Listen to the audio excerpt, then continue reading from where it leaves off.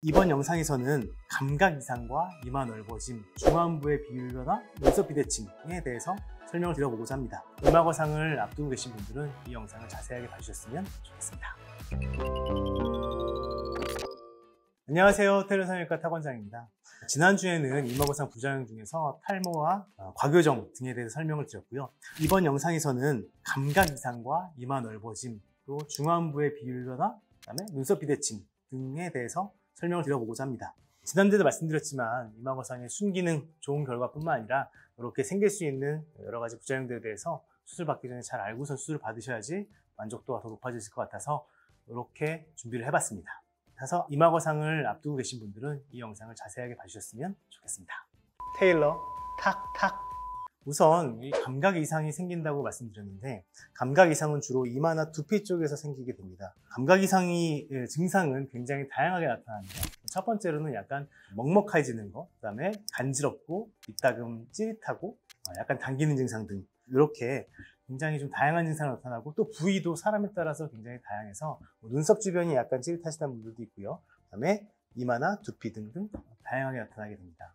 자, 이렇게 감각 이상이 나타나는 가장 큰 이유는 우리가 수술을 하게 되면 그 안에 같이 있는 이 상완하 신경이라고 하는 신경이 같이 당겨지게 됩니다. 이 상완하 신경은 운동신경은 아니고 감각신경만 가지고 있는데요. 그래서 이 감각신경이 당겨지게 되면 이 신경을 싸고 있는 막도 같이 당겨지게 되고, 이 막이 약간 느슨해진다고 해야 되나요? 그래서 신경 전도가 차단이 되면서 한마디로 신경이 약간 기절을 하는 증상이 발생하게 됩니다. 이렇게 기절을 했던 신경이 점차 눈썹 부위부터 다시 회복이 되기 시작하는데, 빠른 분들은 한 달 정도에 거의 다 회복되시는 분들도 있고요.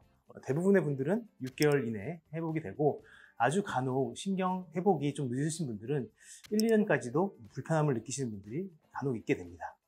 자, 그럼 이런 감각 손실을 줄이기 위해서는 어떤 걸 주의해야 되냐면, 첫 번째로는 당연히 이제 내시경을 보면서 이 신경들의 주행을 잘 파악을 하고 그 신경을 피해서 근육을 풀어주고 골막을 박리하는 이 기술이 좀 필요할 것 같고요. 또 나머지는 결국 상완하 신경이 위로 올라가서 두피 쪽에도 존재를 하기 때문에 두피 쪽에 절개를 넣을 때도 상완하 신경의 기회를 잘 피해서 파악하고 잘 피해서 절개를 넣는 것이 중요하다고 보겠습니다. 테일러 탁탁.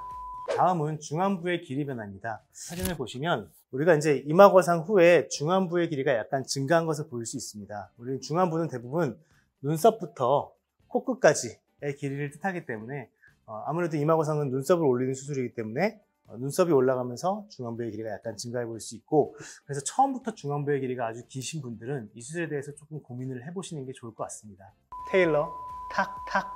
자, 다음은 쌍꺼풀 비대칭입니다. 이마 거상 수술은 기본적으로 눈썹의 비대칭을 맞추는 것이 원칙인 수술입니다. 눈썹의 비대칭인 상태에서 쌍꺼풀을 대칭이었으면 눈썹을 대칭되게 맞춰놓으면 반대로 쌍꺼풀이 약간 비대칭이 생기는 경우가 있을 수가 있어요. 그래서 이제 이거는 근데 수술 전에 진찰을 통해서 파악이 가능한 부분이니까 수술 전에 충분히 상담을 받으시고 결정하시는 게 좋겠죠. 이런 식으로 눈썹의 비대칭이 약간 있으신 분을 눈썹 비대칭을 줄이면서 수술을 하는 것이 이마 거상의 원칙인 거고, 이분은 다행히 거의 비대칭이 없지만 이렇게 수술을 하고 나서 쌍꺼풀 비대칭이 약간 발생하시는 분들도 있습니다. 테일러 탁탁. 다음은 이마 넓어짐에 대한 내용입니다. 이마 넓어지는 것에 상당히 할 얘기가 많은데요. 또 문의도 상당히 많으시고요. 그런데 이 이마 거상을 한다고 해서 무조건 이마가 넓어지는 건 아닙니다. 사람에 따라서 굉장히 많이 달라지게 되고요.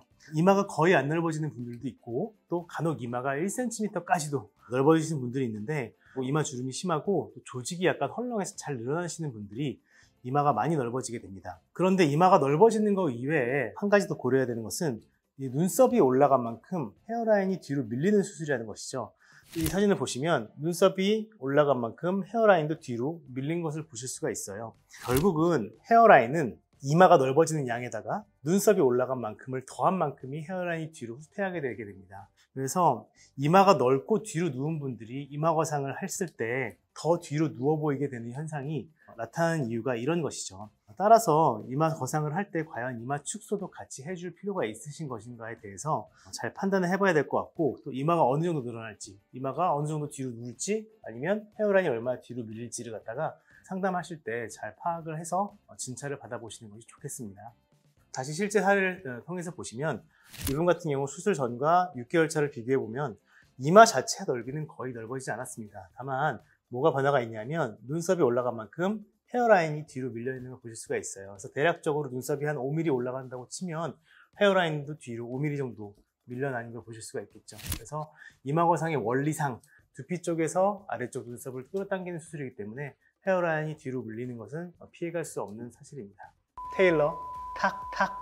자, 오늘은 이마거상의 부작용 중에서 감각 이상하고 이마 넓어짐, 또 중안면부 비율 변화, 또 눈썹이나 쌍꺼풀의 비대칭 등에 대해서 설명드렸습니다. 이마거성으로 인해 가지는 장점도 분명히 있지만 수술 전에 이런 현상들이 생길 수 있고 이는 모든 사람들에게서 약간 다르게 나타날 수 있다는 점을 숙지하시고 수술을 결정하셨으면 좋겠고요. 각 부작용들을 가능한 예측하고 대비하고 줄이도록 노력하는 것이 저의 역할이라고 봅니다.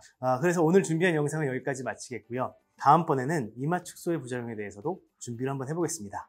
구독과 좋아요, 알림 설정 잊지 마시고 다음에 뵙겠습니다. 안녕.